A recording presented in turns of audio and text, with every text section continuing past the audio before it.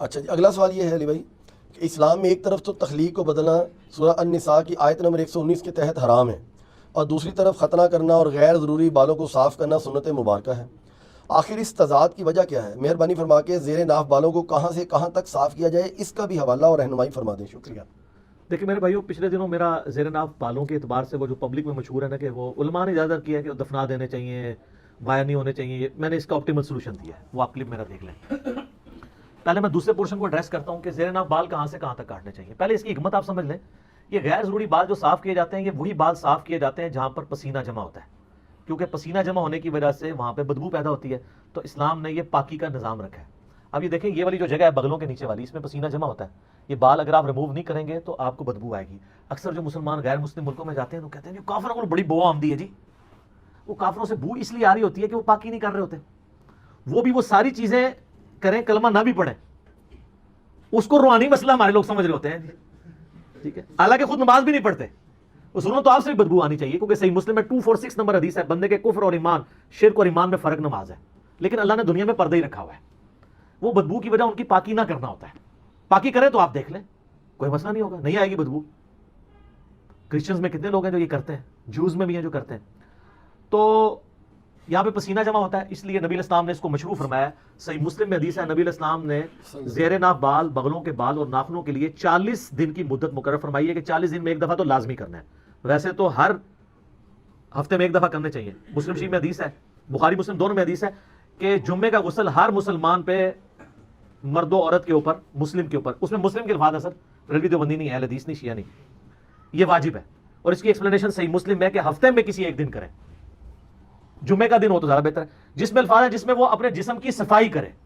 صفائی میں صرف میل اتارنا نہیں ہے، یہ غیر ضروری بالوں کو بھی صفائی کہا جاتا ہے، یہ عربی لنگوسٹک میں محاورتاً بات یوز ہوتی ہے، جیسا کہ بخاری کے اندر حدیث موجود ہے کہ نبی علیہ السلام نے فرمایا کہ جب بچہ پیدا ہو تو اس کی طرف سے عقیقہ کرو اور اس سے گندگی کو دور کرو، اور ترمذی ابو داؤد میں وہ گندگی کیا ہے، اس کے بال ریموو کرنے ہیں آپ نے، جس کو کہتے ہیں چانڈلوانا، اور وہ فرمایا کہ 7ویں دن عقیقہ کرو، ترمذی ابو داؤد میں، اس کا نام رکھو اور اس سے گندگی دور کرو، اس کی طرف سے صدقہ اور خیرات کرو۔ تو یہ ان جگہوں پہ پسینہ جمع ہوتا ہے۔ اسی طریقے سے جو ران کے جو جوڑ ہیں وہاں پہ پسینہ جمع ہوتا ہے، جس کو آپ یعنی تھائی کہہ لیں، تو تھائی پوری کے بال ریموو نہیں کرنے ہوتے، صرف اتنے حصے کے جو شرمگاہ کے ساتھ ٹچ کر رہا ہوتا ہے۔ اسی طریقے سے یعنی بعض لوگ بالکل ناف کے عین نیچے سے بال صاف کرنا شروع کر دیتے ہیں، وہ کہتے ہیں زیر ناف ہے، وہ زیر ناف اس لیے کہا جاتا ہے وہ ناف کے تو نیچے ہی ہے نا، عین زیر ناف لفظ نہیں ہے وہ، تو ان کی ظاہر ہے ان کو کوآرڈینیٹس ڈیفائن کرنے کے لیے زیر ناف کہا جاتا ہے، ٹھیک ہے، ورنہ تو ہم بغلوں کے نیچے جو کہتے ہیں بغلے تو یہ یہاں تک تو نہیں ریموو کرنے، وہ یہی والے ہیں، ٹھیک ہے، اینٹی وینم بھی ہوگا۔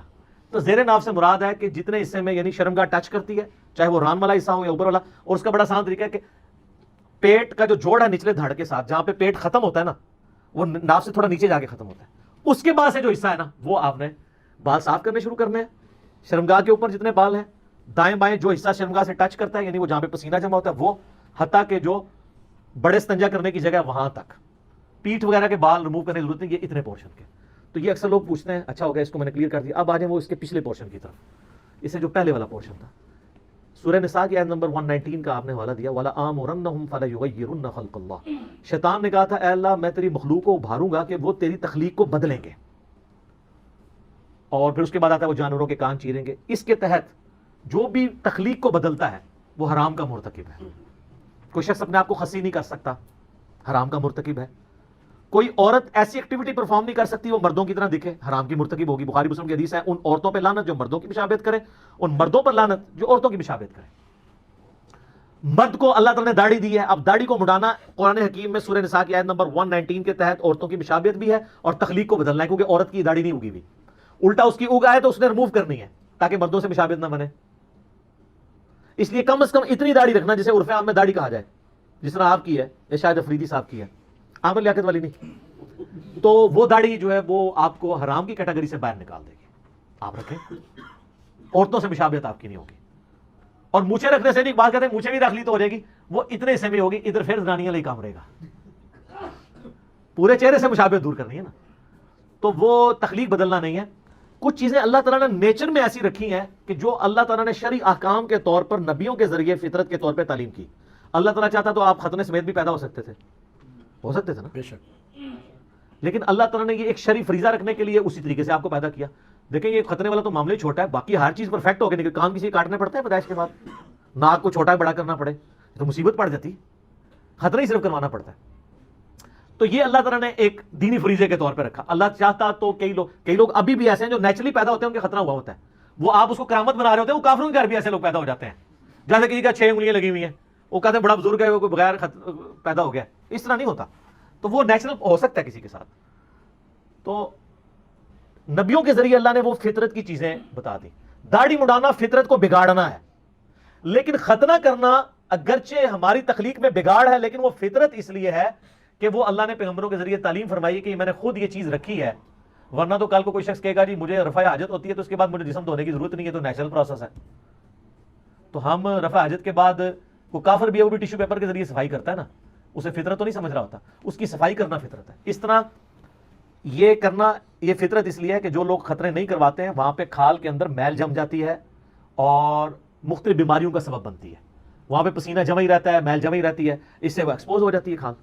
باقی عورتوں کا خطرہ کوئی نہیں, وہ دودھ والی روایت جعلی ہے, وہ جو آپ کے انڈیا کے ایک مولانا صاحب کی بڑی وہ کچھ ویڈیوز اس طرح کی چڑی ہیں عورتوں کے خطرے والے, تو میری اس کی میں اب نام نہیں لیتا, جو کہ شریف آدمی ہے, وہ چند شرفا میں سے جس نے میرے خلاف کوئی کلپ نہیں بنایا, لیکن جہاں اس نے غلطی کی ہے میں نے اس کو ہائی لائٹ کیا ہے. ایڈوکیٹ فیض سید صاحب حفظہ اللہ تعالیٰ. تو عورتوں کے خطرے میں میرا کلپ ہے, میں نے ان کو جواب دیا کہ وہ روایتی جعلی ہے, خود ابو داؤد نے لکھا ہے وہ جعلی روایت ہے, آپ عورتوں کے خطرے کرواتے پھر رہے ہیں, تو وہ نہیں ہے. تو یہ تخلیق کو بدلنا نہیں, یہ فطرت ہے. اس کے ثبوت میں بخاری مسلم کی حدیث ہے کہ 5 چیزیں فطرت سے ہیں. نمبر 1 ختنہ کروانا, نمبر 2 ناخن کاٹنا, نمبر 3 زیر ناف بال صاف کرنا یا اکھیڑنا کسی بھی فارم میں ہو. آپ اسرے سے صاف بھی کر سکتے ہیں, بخاری میں حدیث ہیں اسرے والی بھی. بال صفا پاؤڈر بھی استعمال کر سکتے ہیں, کریم بھی, اگر وہ سکن کو کاز نہ کرے کوئی ڈیمیج, جو آج کل رپورٹیں آ رہی کر رہے ہیں, اس لیے اس کو تو اوائڈ کریں, اس کی وجہ سٹرپس کا یوز بہتر ہے. اور نمبر 4 بغلوں کے بال, زیر ناف بال, بغلوں کے بال.